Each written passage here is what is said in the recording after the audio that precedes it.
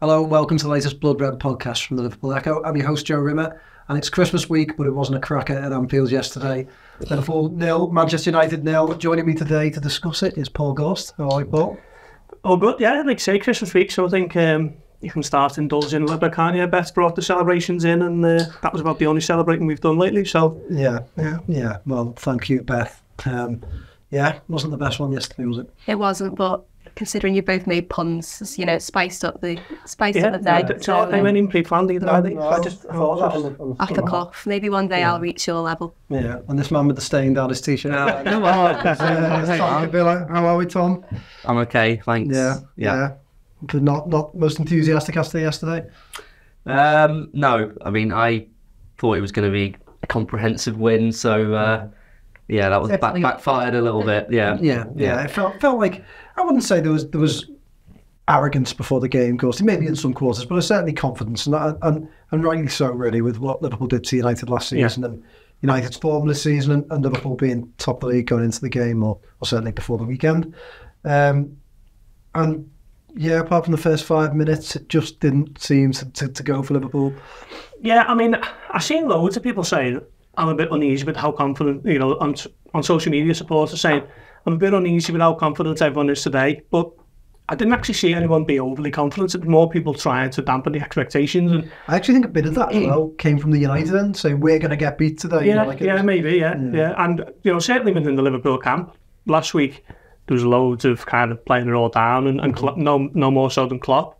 You know, he spoke on Wednesday, was it, to Sky Sports, and said it was a freak result, it's not going to happen again. And then we had the chance to speak to him after the game on Thursday in Brussels, and he said exactly the same thing. They were very much at pains to stress that it's never going to be a 7-0 again. And I think everyone thought that it wasn't going to be that, but I think they were confident enough in what United have served up this season, Liverpool going into the game as Premier League leaders, and the fact that they haven't dropped the points all season at Anfield. And sometimes that's the way it goes, I guess. I thought the Bill were really poor, but I think it was very much in keeping with what they've done over the last sort of, probably since the international break, really. It was a good point in Manchester City, but they struggled against Fulham, just about, got a late win. Struggled with Crystal Palace, and Sheffield United was a little bit easier, but even that was not exactly free-flowing, confident performance. So, I think where the frustration comes from is the fact that Liverpool suddenly, whether they like it or not, find themselves in a proper title race, and expectations have been raised as a result. I think if you're looking to finish in the top four, a 0-0 against United probably isn't the worst result, and you dust yourself off and you move on. But when you're all of a sudden looking at it to stay at the top of the table, it looks like a really poor result, particularly with the form that United have been showing lately. Yeah, Beth, I want to have a proper chat about the title race, but we'll leave that for a little bit. I mean, the stats, Liverpool had 30 odd shots, I think. 34, yeah. 34 shots, an XG of like 2.68. They dominated United in every area, but it was the final third that it just kept falling down. A lot of the shots, it felt like, weren't really clear-cut chances into the side net and shots over the bar, or the Trent chance. But did you ever really feel like Liverpool were going to turn the screw and put the ball in the back of the net? No, it did feel yesterday like Liverpool could have played all day and not put the ball in the back of the net, and they dominated in a whole load of metrics. But when you actually sort of, in the ground, I don't feel like there were too many clear-cut chances, and I think that's probably the biggest frustration is they had an Arna in goal who has had his own sort of individual problems this season for United. Great with his. I thought it was particularly great when he kicked the ball out for the 10th time. But the fact I don't think Liverpool worked him really once. With he made a decent save from Van Dijk, didn't he? And a couple, but every shot seems to be straight at him, really. And I think that's the frustration. I think I don't know who United have next, but I wouldn't be surprised if next week they go and get beat 2-3-0, and that is the frustration. The game played out pretty much how I thought it would. I did feel a little bit nervous going into it. United had nothing to lose, did they? It couldn't have got worse for them than last season, and there was no expectation on them whatsoever. They were always going to make it difficult for Liverpool, try and frustrate them, and Gorsty's right. With Liverpool haven't played very well, have they, for for a month or so. I can't remember the last time that they played sort of particularly well. And I think the thing is, Liverpool this season have got that air about them now where you always feel like they're going to find a goal. You know, I think the team feel that, the crowd feel that, maybe even the opposition feels that a little bit.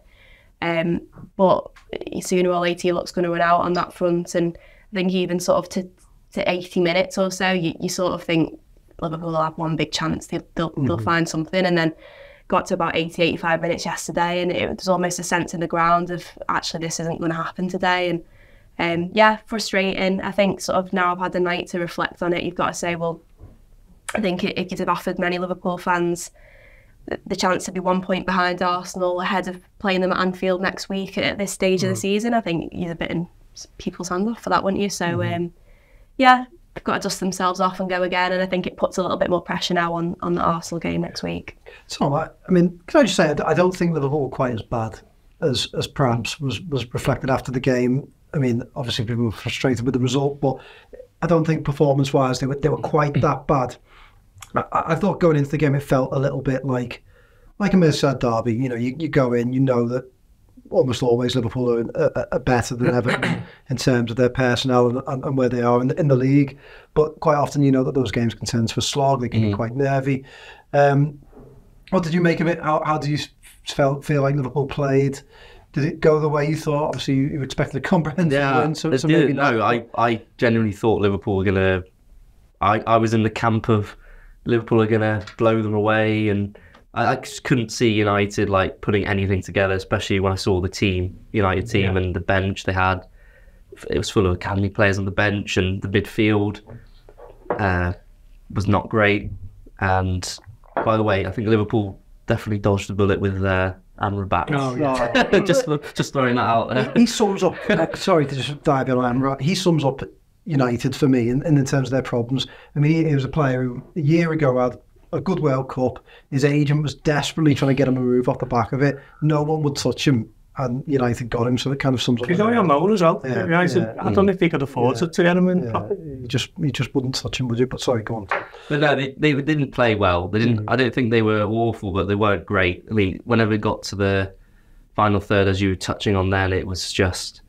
There's no idea what to do. It was kind of like when they were getting to the box, didn't know who to pass to. Every time they tried to pass the ball, it was either going out play or Man United would intercept it. Yeah. And they were not looking to score a goal. They would just hit Liverpool on the break a couple of times, had a couple of chances from that, but they would just camp back, and Liverpool didn't really know how to get through it. Or it's happened before as well. We've seen it before. There was that 0-0, wasn't there? That was really the big build up to that, and that was a terrible game as well. Like similar kind of thing of United just trying to counteract Liverpool by defending the whole game, and I think Liverpool struggle with that sometimes when they play a team that does that. Was that the year? That's the year Liverpool? No, that was 2016, 17. Yeah, the build was like Red Monday. Yeah, and huge build, and then it was just a terrible game. But I think Liverpool, it will suit them more playing Arsenal because they're going to play a proper game. They're not going to sit back and do that. So probably got a better chance of getting 3 points against them because you know what you're going to get from Arsenal. United, you don't always know if they're going to go for it, try and play, or sit back and do that. And obviously, in recent years, it's been more of that because they've not got the players to...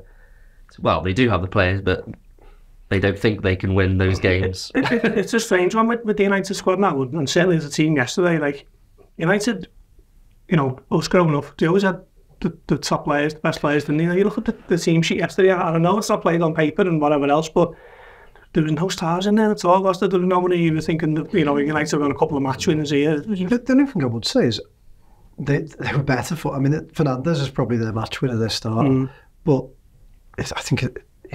I don't think I ever watch United with him in the team and think they're a better team for having him. I know United fans would find that madness because they love him, don't they? But I'm pretty sure had he been on the pitch yesterday, they wouldn't have been able to do the same job as they did. Yeah, well, he would have taken Kobe Maino's place, wouldn't he? And Maino was probably United's best player. So he looks like a real prospect. But it's just jarring to see the United team really just with so few stars, really. Rashford obviously on the bench. Jadon Sancho's been exiled, hasn't he? And Højlund at the moment getting nowhere near as much stick as Núñez was getting for to contributing even less, you know, last season. And he cost more as well, by the way. Just a proper let-off, really, from Liverpool's perspective. And it's, I guess, if there's one game you'd rather win, it's the Arsenal one. The two. Yeah. But United were there for the taking yesterday, and Liverpool didn't do what they needed to do. Yeah, it puts a lot of pressure on that Arsenal game, doesn't it, Beth? Now, I mean, like Gussie said, it's the better game to win, but you know, you were sort of thinking in my head, beat United, and then if you hold Arsenal to a draw, you keep your place at the top of the league going into Christmas. And that sometimes it doesn't always mean something, but psychologically it can. Yeah, I think if you'd have said you take 4 points from them 2 games, obviously you want to win them both, but 4 points is probably a decent return from those 2 games. But as you say, then that puts pressure on Liverpool to go out next Saturday and win it. Whether psychologically that will play a part, who knows? I think, you know, we've all said on the pod before that I think Anfield for Arsenal is a real sort of litmus test for where they're at. They've not really had a big result that I can think of away from home against one of those big sides. But saying that, actually this season Liverpool haven't managed to beat any one of the top 6, I don't think, have they? Like the sort of conventional top 6, and then they beat Villa obviously at home. But and I think when you go back to the 18-19 season, that cost Liverpool quite a lot. I don't think they beat too many of the top 6. There's quite a few draws in there, so that they need a couple of big results, especially at Anfield, and I think that has to start with next Saturday. Yeah, definitely. And Tom, there's a couple of little, we'll get into some player performances now. A couple of little talking points after the game. Virgil van Dijk came out and sort of frustrated Virgil van Dijk, said that our team wants to win. Roy Keane, who was always very, very calm and collected after every game he played for Manchester United, didn't take too kindly to that. What did you make of that? And of course, I'll ask you, Gorst, in a second, because you got the chance to speak to Van Dijk in the mix zone afterwards. But what did you initially make of that? I quite like the interview because I think, you know, a lot of the time you just see the players giving quite standard responses in terms of, it was a tough game, it will go again next week. But he just said it how it was, and I think he was right, to be honest. I mean, nothing he said was wrong. United can't come out and say, well, we did go for the win, we were trying to play, because they didn't. And that's what he was saying. And so for Roy Keane to react like that, I thought it was a bit strange. And I don't really think he could have any complaints about what Van Dijk said. Yeah, I mean, Keane had his little... He's got to remember he's playing for what a team that's won 1 title in 30s. I didn't know Van Dijk had a 30-year. I know, Still well. Terrible. But what did Van Dijk have to say in the mix zone afterwards? Yeah, it was funny. Like, I kind of asked him, were you surprised by United's approach? And he said no. He said they're not in great form this season. As you probably remember last season, 7-0. So he kind of set up how he expected. But you know, I said to him, I think you've rattled Roy Keane's cage. And he was, did he know about it? No, he sort of asked what he said, and someone else said he's accused of being a bit arrogant from the comments, and he was in good humour about it all. He said, "Oh no, well, I like Roy Keane, you know, I like what he says, and that wasn't arrogance at all." But I think most people will agree with me that only one team wanted to win, and then he sort of asked us, what do you guys think? And what did you say? I said, you'll have to read it. To read it, I actually did say that. By the paper. Yeah. Listen to the pod. Virgil. I should have put the pod, right? Yeah. I'll send you the link. Yeah. But then he did double down on it and said, basically, he stands by what he said. Only one team approached that game looking to win, and you can't really argue with that, can you? United... It's just the celebrations at the end, as fans in the away end. We love United, we do, after a goalless draw at Anfield. Probably says a lot about where they're at the moment. And look, Liverpool have been there. So I think that's not, I think we've got to be fair. Liverpool have been there at times, and, let's face it, Liverpool went to City and got a draw last month, and that felt pretty good, didn't it? So I don't really blame them. I just think it does underline how far they've fallen. Yeah, 100%. I mean, I've watched United loads this season just because they tend to be on the telly a lot, and don't think I've ever seen them play well this season. And I'm not just saying that to try and put the boot in or anything like that. They generally win games with moments of brilliance from the star men. Like we were saying, the star men who were really in this team yesterday. Bruno Fernandes, wonderful volley against Burnley. Diogo Dalot with a worldie against Sheffield United, Garnacho, the goal of the season against Everton 3 minutes in. They tend to be a team who survive off moments like that rather than sustained performances across 90 minutes, and that is why, from Liverpool's perspective, it should be seen as a massive kind of 2 points lost. How frustrated should Liverpool be with this, Beth? Because I mean, I just said to one of the guys before, I think if Liverpool played that game, the exact same game, every day for the next week, they would probably win almost every one of them. Is it one that, obviously there haven't been some good performances recently, and although they've been winning games, is it one that there should be a slight worry, or is it just one that you put down to a bit unlucky and we move on? Yeah, I think only time will tell how significant those 2 points dropped will be. I think next week is huge. I think the narrative could change very quickly if Liverpool beat Arsenal, and certainly if they put in a convincing performance against Arsenal and go on and get the three points. They obviously go into Christmas top of the league, and all of a sudden the positivity's back, and you know, the momentum is with Liverpool going into a busy run of Christmas fixtures. So I think that is huge. I think if Liverpool, certainly if they got beat by Arsenal, and even if they fail to win that game, I think the narrative will then very much become, you know, is this a team that can go on and win the league? And you know, Ian Doyle will be proved right in his assertion that Arsenal. There he is. Special appearance. But yeah, I think it is hugely frustrating. You know, when you saw the team sheet yesterday, some of the players in that team, Johnny Evans, you know, Amrabat, Luke Shaw hasn't been playing particularly well, and I think that's the frustrating thing. I think as much as Liverpool dominated in so many ways, they just weren't convincing, were they? And you're just willing, you know, Diaz or Salah or someone to just take on the man and just, you know, have a go at them, and they just didn't do that. Yeah. I mean, let's just talk title now. I want to talk about some playing performances, but very quickly. Like Beth saying there, I mean, I thought it was quite interesting. Last week, they go to Palace, didn't play well, but pull out the win, and you see quite a few people saying it's a sign of champions. It shows that Liverpool can dig in and win games.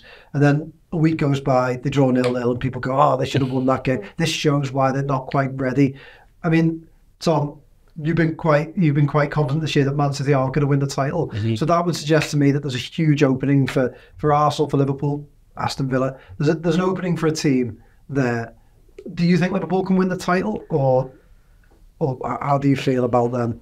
Yeah, I think they can. I mean, the fact that they're where they are now, sort of near the halfway point, is a good sign that they can go all the way. I know we've seen teams drop off that have been in this position before, but I just think it's really there for anyone.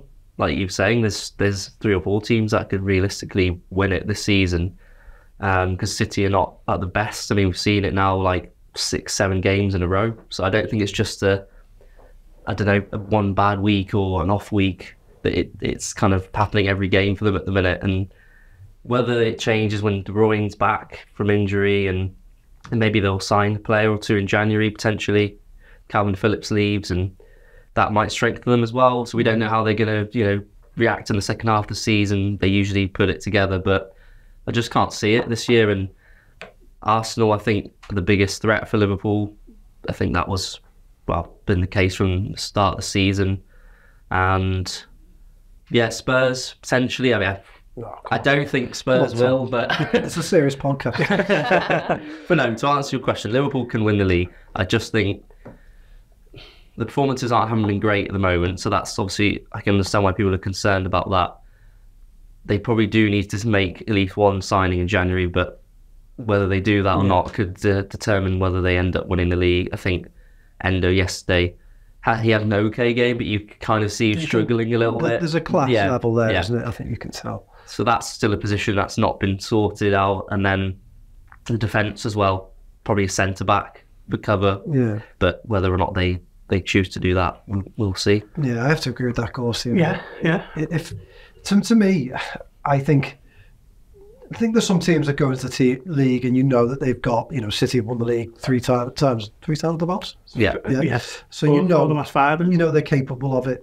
Arsenal, perhaps you knew this season that they could have a go because we'd seen with Liverpool. I kind of think you can create your chance to win the league. I don't necessarily think each week you can go, they're contenders, they're not. You know, at the end of the day, you play yourself into a position. They're in a position now. There's a chance. But yeah, I think January could be it could be massive. Yeah, I mean, look, if it's not Man City who don't win the league and it's not Liverpool, they're going to kick themselves massively because they've got 92 points and 97 points without winning the league. So, you know, if Arsenal win it with 86 or something, they're going to be, it's just going to be one of the great regrets of Liverpool's time on the year in Klopp. And because City come back, don't they? We know that. Yeah, I mean, they could easily go win 12 on the bounce, couldn't they? But then again, they could kind of continue this patchy form that's seen them take 7 points from the last 18 or something, I think. So it's there for them now in January to strengthen and go and say, look, we can win this title. Let's go and have a real go at it. Who's the target for the summer? Can we get him 6 months earlier? Who are the targets for the summer? 1 or 2? Klopp kind of dismissed the prospect of buying the centre-back, didn't he, when he got asked after Matip's injury last week. And he always bristles and shuffles uneasily in his seat when he's talking about transfers, and he normally has a little bit of a go at you and whatever, but it's a fair question to ask. You know, it's open now for Liverpool. So why not just push the boat out a little bit and see if you can actually go and win the league? Forget about planning for 2-3 years down the line. If they kind of expedite that, there's a real chance for them in the second half of the summer season. And I just feel like sitting on their hands and trying to play the usual kind of parsimony FSG game, I think it could bite them on the backside, and they'll be fuming if they don't win the league and it's not Man City who wins it too. It frustrates me a bit when Klopp does that, Beth, because I feel like, yeah, you know, I think there's some managers like Pochettino asking for every transfer window we need to strengthen. I think, hang on, at some point you have to coach as well. Yeah. And with Klopp, sometimes I think, yeah, he's a great coach, but you can buy players. That is part of football. And every time Liverpool bought people in January, whether that be Van Dijk, Diaz, recently, Coutinho years ago, it's pushed them on, Suarez, it's pushed them on to new levels, Sturridge. And I feel like that this is a chance, and why not try and do it? Yeah, absolutely. I think transfers are a bit of a dirty word, aren't they, for Klopp sometimes? And it is frustrating, and you know, there is sort of a tendency sometimes in football to want what you always want the next best things, don't you? And but I don't think Liverpool fans are being sort of too demanding, asking for 1 or 2 players in January. And I think it is because everyone does realise this is a real opportunity now. And I think actually yesterday, you know, we spoke a lot about United's injuries going into the game, and to be fair to them, you know, they have got a lot of players out, but when you saw the team sheet and the bench that Liverpool had, you thought actually they've got quite a few players out themselves. Yeah. Six first team players. Yeah, Klopp said it after the game. No one's talking about the injury list, and it does frustrate me because Newcastle, obviously, horrific injury list. Chelsea have had some bad ones. Doesn't it? That Newcastle injury list though. Like, it's Matt Targett and Elliot Banks, Sean Longstaff. With nothing too disrespectful to those players. It's, you know, okay, Callum Wilson's out, isn't he? Yeah. Harvey Barnes, they're big misses, but it's been overplayed that for me, that Newcastle injury list. They got 2 more injuries at the weekend. They've had it back. But I think what it's done is it's taken, I'm sorry, Beth, you were in the middle of a point, so we'll go back to it, but it's taken away from Liverpool's first choice left back, one of the absolute key players that they've had for the past 5 or 6 years. What had them, the first teamers, if they're all fit. Thiago probably would have played a lot of games this season, had he been fit, not fit. Matip out for the season. Jota is a massive part of what they do, not fit. The goalkeeper missed a game, I know, McAllister. And Liverpool aren't really getting any credit, Beth, at the moment for getting through this period and still winning games. Yeah, absolutely. And then when you see, obviously, Gravenberch go off yesterday, I know Klopp said after the game that he's hoping it's not too serious, but you think, actually now I think Liverpool are 1 or 2 injuries away from a full-blown, not crisis, but a mini crisis maybe. And I think, again, that comes back to January. Do you take a risk and bring your targets forward from the summer, like Gorsty said? And I just think it is a huge opportunity, you know, regardless of what Ian Doyle says about Liverpool not being title contenders this season. I think they absolutely are. And I sort of... I'm in 2 minds about City, because history dictates that they will come back stronger, but they just don't look... I think Gundogan is a huge miss for them. I think De Bruyne, obviously, we don't know what sort of form he's going to come back in. He's had a couple of injuries, hasn't he, the last couple of years? He's getting a little bit older. You don't know if he's going to stay back in the way... Exactly, and I just think the players they've signed, Mateus Nunes, Kovacic, I just don't think that the midfield, which has so often been City's greatest strength, is anywhere near what it used to be. I think, and there's no players out there at the minute that I really think, apart from Paquetá at West Ham, he's the only one I'd be worried about them getting. I think if they don't get in, I just sort of think Tom could be right. I just don't quite see it to the same level. They'll go on a run. They will go on a run, and from a City perspective, they're probably looking at it now and thinking, right, we've been terrible by our own standards the last 5-6 games, and we're only 5 points off the top of the table. But they don't play now after Christmas as well, so you know, by the time they come back, you know, Liverpool could be what, 8 or 9 points. Yeah. I do think that, you know, that I think it's a huge chance for Liverpool, but we shouldn't forget City have often found themselves 5, 6, 7 points back, and they just eat up that gap. And you know, Arsenal, for example, they beat them at the Emirates, didn't they? But they've got to go to the Etihad. Yeah. So you know, I can't see them eating into that gap. Tom, Darwin Núñez has been 10 games without a goal. I think 1 in 8 for Luis Diaz. Salah isn't exactly setting the world alight at the moment. It's a big issue for Liverpool at the moment, isn't it? Really, you know, usually we'd be looking at that forward line saying, "There's our goals. We'll be okay," but it's flipped on its head, and they're not really doing it. Are you worried? Yeah, I mean, the Palace game, we saw it a little bit. Like the forwards weren't quite at it, and Sheffield United game as well. But I think yesterday was the first time I was like, "Oh, this is a problem," because it just looked so off the whole game. I mean, Diaz was, I thought, the only one that was kind of having a bit of a go, trying to make things happen when he cuts in on his right foot. But apart from that, I mean, Salah he had a couple of shots, but they were both straight at Onana. Didn't quite have that, you know, that moment where he, you know, might go on like a bit of a run or sort of twisting in the box, that kind of thing. We didn't really see that from him.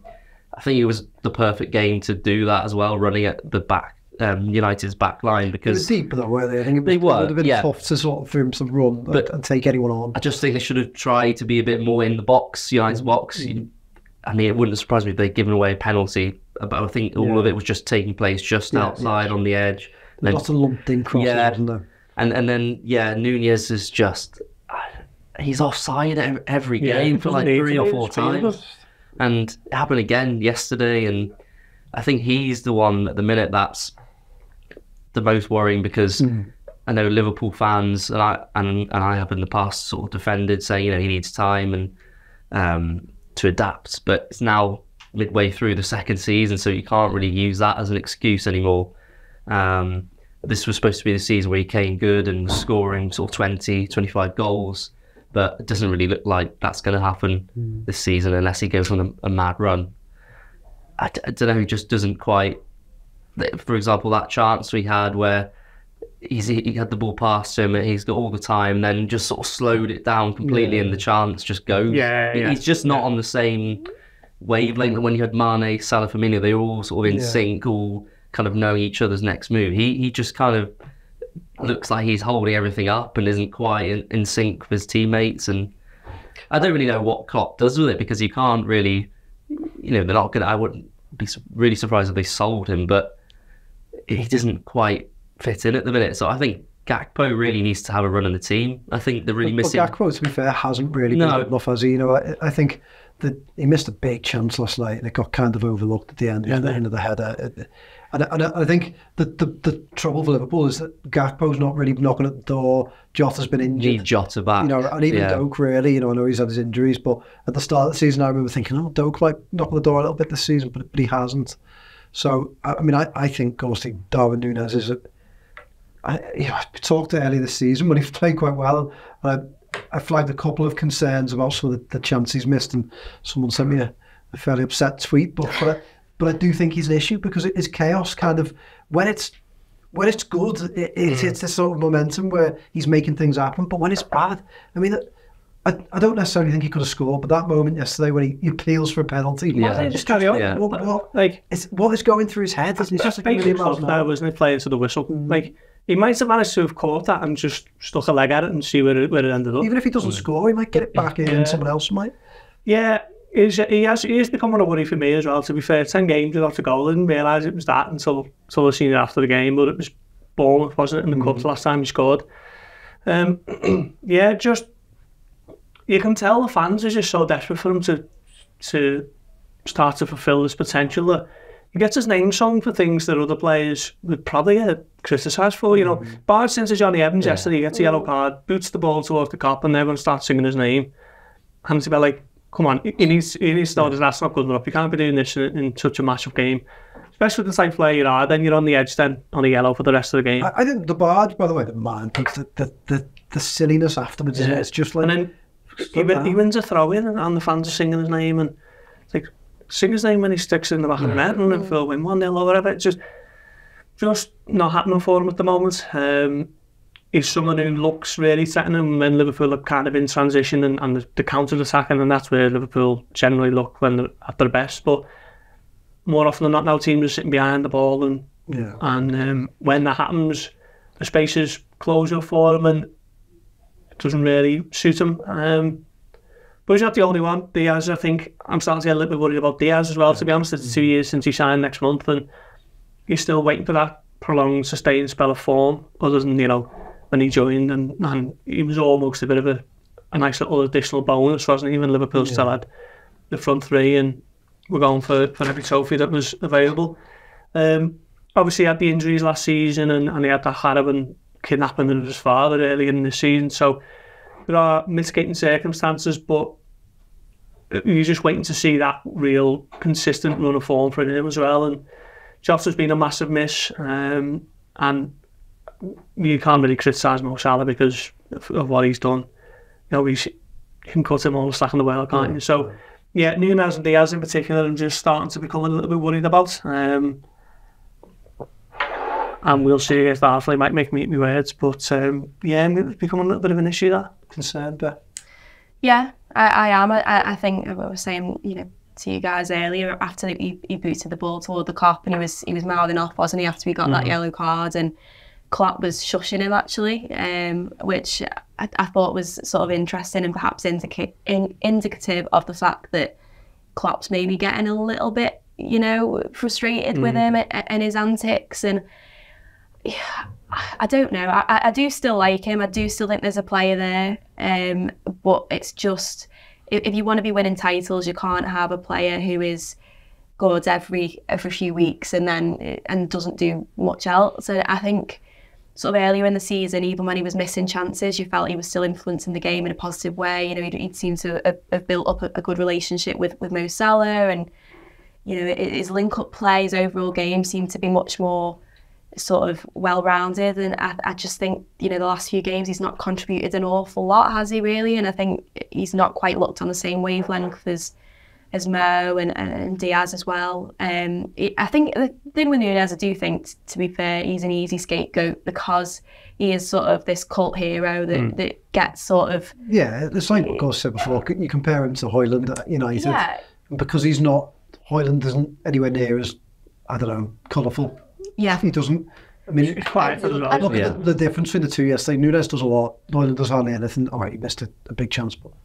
well, that's the thing. I think Højlund's had the biggest chance of the game, and most of the dialogue after the game has been about Núñez rather than the fact that Højlund actually missed quite a big chance. So, you know, it's not fair to lay the blame for yesterday squarely on his shoulders at all. But you know, he's not like a young kid. I think sometimes the fan base treats him a little bit like he's this young kid who's come in, and actually I think he's 23. He's 24. 24. Came in for a big fee, and he's now got to start showing why Liverpool signed him. Yeah, I think Klopp. I think he's Klopp's player rather than a recommendation from the analysis and the scouting more than anything. And I think Klopp maybe feels like it's, you know, he's bet the house on Núñez, and at some point he has to start being repaid.